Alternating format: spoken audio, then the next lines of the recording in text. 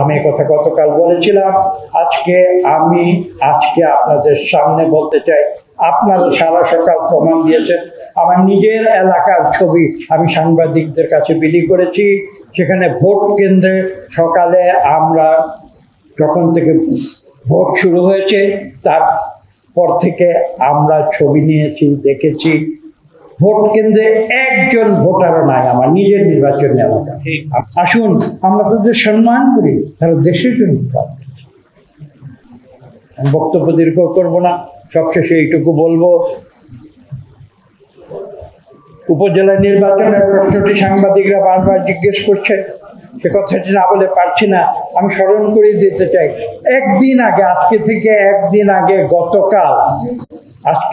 একদিন আগে গতকাল আমি বলেছিলাম যে বাংলাদেশের মানুষ যেভাবে 7ই জানুয়ারি নির্বাচনকে বর্জন করেছে, আগামীকাল অর্থাৎ আজকে আপনারা দেখবেন ঠিক একইভাবে বাংলাদেশের মানুষ এই ভুয়া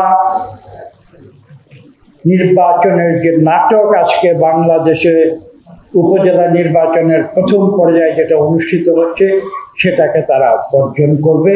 এক পর্যায়ে গিয়ে আমরা খবর পেয়েছি, আমার নিজের এলাকার সেই নারী, আমরা এক পর্যায়ে খবর পেয়েছি তিনি মৃত্যুবরণ করেছেন।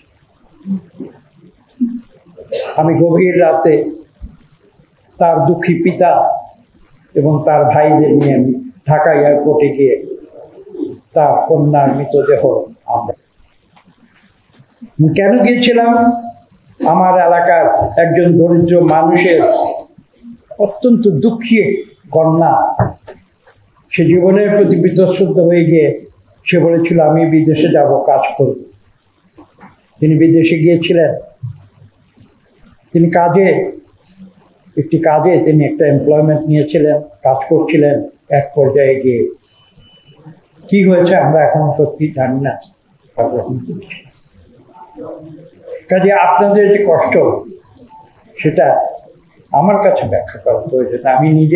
আমি জানি যে কি দুঃখে, কি কঠিন পরিস্থিতিতে আমরা বিদেশে কাজ করতে চাই এবং কি কঠিন পরিস্থিতিতে সেখানে আমরা মোকাবেলা করি।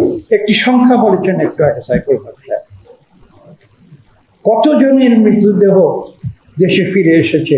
তারা গিয়েছিলেন তাদের নিজের কল্যাণের জন্য, পরিবারের কল্যাণের জন্য, তার মৃতদেহ ফিরে